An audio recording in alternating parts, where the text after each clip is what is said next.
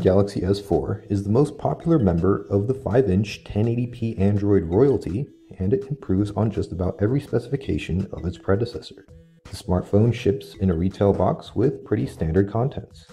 You get an AC adapter, micro USB cable, and a headset. The Galaxy S4 can work with a number of additional interesting accessories, but those you will have to buy separately. The screen has grown to 5 inches, and the Adobe RGB screen setting provides you with much more accurate colors, solving the unrealistic colors issue of the AMOLED displays of old.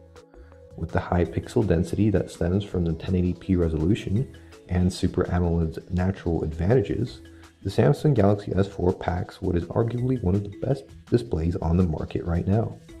Despite the larger screen, the Galaxy S4 has virtually the same footprint as the Galaxy S3, and it's slimmer too.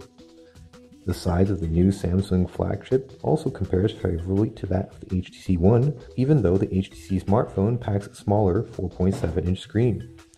The plastic used for the Galaxy S4 has a hyperglaze finish similar to that of the Galaxy S3, but with a new, more sophisticated texture that changes depending on the angle you are looking at it and the available light.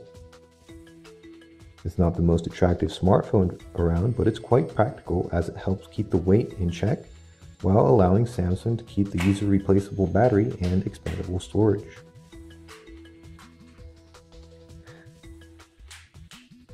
The bezel around the screen has gotten narrower, but there's still enough room for the 2-megapixel front-facing camera and a special IR sensor, both of which are important for features like dual shot and air gestures. The back of the Galaxy S4 features a slightly protruding 13-megapixel camera and LED flash. The top of the phone houses an IR emitter, which can be used to control TVs, AV receivers, air conditioners, and other appliances around your home. The Samsung Galaxy S4 launches with Android 4.22 Jelly Bean, the latest publicly available version of the Google platform, and it packs the latest batch of exclusive software from Samsung. That includes the TouchWiz interface, which enriched the Android experience not only with major features like multi-window, but also a variety of tweaks and improvements. It starts off with the lock screen. It has widgets, a new feature in Android 4.2, and beautiful photos from TripAdvisor, which change automatically. The shortcuts on the bottom of the screen are disabled by default. The special Favorite Apps widget on the right has taken their place. You can re-enable them and switch the right widget to the camera as the default Android behavior. The home screen is virtually unchanged, save for a few widgets. Home screen panes can be managed with the usual pinch gesture, and you can have anywhere between 1 and 7 of them. One small change we noticed shows up when adding shortcuts or widgets to the home screen. Small thumbnails of all home screen panes show up at the bottom, complete with the silhouettes of the widgets on them. This makes finding an empty spot for the new widget so much easier. The notification area has been tweaked too. The usual arrangement of toggles, screen brightness slider, and notifications is still in place, but you can view all toggles at once, similar to Android 4.2. To access the full list of toggles, you need to either push the dedicated button when you have opened the notification area already, or simply perform a 2-finger swipe. You can rearrange the toggles, and the top row is always visible. The screen brightness slider can be hidden to save space too. The Samsung Galaxy S4 borrows a couple of features from the Note 2. One of them is multi-window multitasking, which can be enabled by long pressing the back key. It allows for 2 supported apps to run side by side on the screen.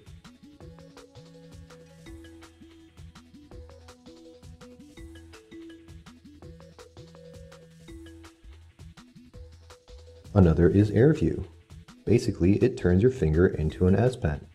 You can hover your finger over an item on the screen to view more info, for example the text of an SMS, the calendar appointment text, photos in a folder, and so on.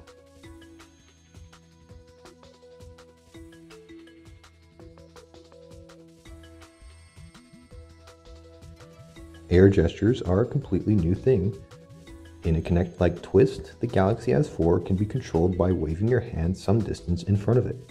It can be used for scrolling, changing active tabs, skipping songs, and answering calls. The Smart Screen feature grew two new options, Smart Scroll and Smart Pause.